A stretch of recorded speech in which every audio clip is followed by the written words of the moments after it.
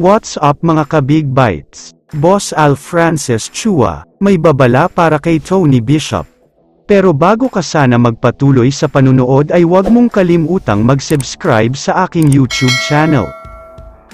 Ngayong linggo, November 26 ay lalaban na naman ulit ang Barangay Ginebra, at ang makakalaban nga nila sa doubleheader Sunday ay ang Blackwater Bossing. Gaganapin ang laban na ito mamayang 6:15 ng gabi. Sa kasalukuyan, nasa may bandang dulo ng standing ang Blackwater Bossing at hindi talaga maganda ang simula nila, dahil meron silang 1-3 win-loss record at 3 sunod-sunod na pagkatalo na ang nakukuha ng mga ito. Pero kung akala ng maraming fans ay magiging easy win ito para sa Ginebra, nagkakamali kayo dahil siguradong gutom na gutom sa panalo ang Blackwater, at isang all-out na performance ang ipapakita nila dito. Pero ayon naman sa mga source, sinabi ni Boss Al na chance na daw ni Tony Bishop para patunayan ang sarili niya, dahil medyo hindi pa daw sila satisfied sa pinapakita nito, at parang may hinahanap silang unique factor na hindi pa nila nakikita sa kanya.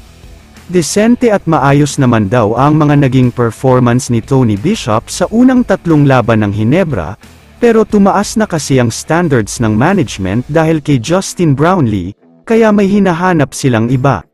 Sa ngayon ay patuloy pa rin daw ang observation na ginagawa ng Ginebra, kung si Bishop na nga ba ang magiging import hanggang matapos ang conference na ito, o maghahanap sila ng bago na pwedeng ipalit sa kanya.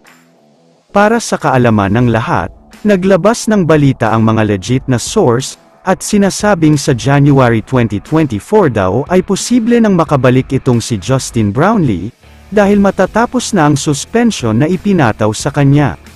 Kaya naman bibigyan daw ng Ginebra si Tony Bishop ng 7 hanggang 8 games para mapatunayan ang sarili niya, at para makita ng management at coaching staff kung deserving nga ba siya na manatiling import ng Barangay Ginebra.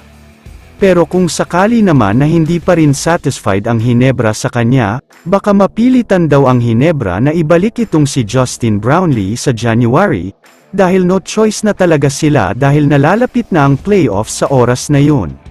Kaya sana ay mas galingan pa lalo ni Tony Bishop, dahil siya ang best choice ngayon kasi nga ay wala sa kondisyon si JB.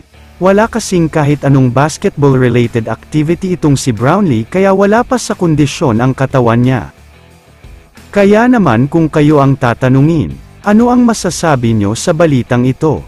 I-comment mo naman ang opinion mo tungkol sa tanong na ito. Dito na muna nagtatapos ang video na ito.